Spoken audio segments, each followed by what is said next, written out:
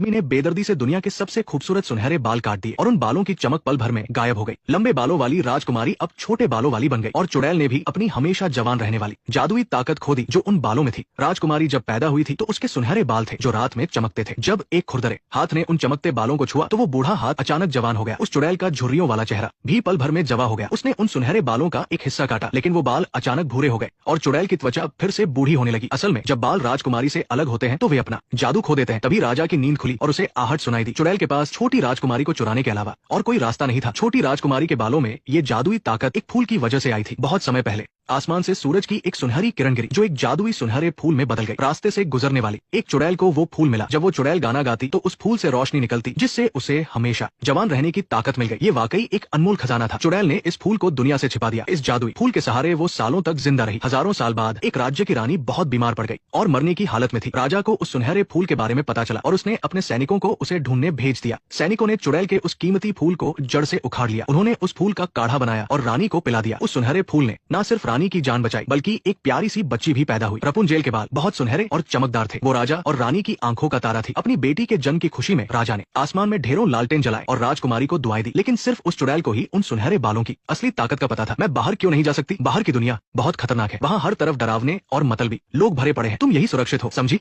मेरी प्यारी बच्ची? जी माँ। चुड़ैल ने रपुंजेल को जंगल के एक ऊंचे टावर में छिपा दिया था और उसकी माँ होने का नाटक करती थी। वो रोज उसके बाल संवारती और गाती। अपनी जादुई ताकत को वापस पाकर चुड़ैल ने रपुंजेल को जिंदगी भर यहीं छिपाकर रखने का फैसला किया। लेकिन समझदार रपुंजेल को एक राज पता चल गया था। हर साल उसके जन्मदिन की रात आसमान में हजारों लालटेन उड़ते हुए दिखाई देते थे। वो लालटेन राजा और रानी जलाते थे इस उम्मीद में कि उनकी खोई हुई बेटी वापस लौट आएगी। देखते ही देखते 18 साल बीत गए और राजकुमारी बहुत ही सुंदर हो गई। उसके बाल इतने लंबे हो गए थे कि अगर उन्हें खोला जाए तो पूरा कमरा भर जाए। लेकिन उसे अपने असली माता पिता के बारे में कुछ नहीं पता था। उसका इकलौता दोस्त एक गिरगिट था। हालांकि उसकी जिंदगी में कोई कमी नहीं थी लेकिन उसके मन में हमेशा बाहर की दुनिया देखने की चाहत थी। जब भी चुड़ैल वापस आती तो वो टावर के नीचे से उसका नाम पुकारती और फिर रपुंजेल अपने लंबे बालों को एक लिफ्ट की तरह नीचे गिरा देती ताकि उसकी माँ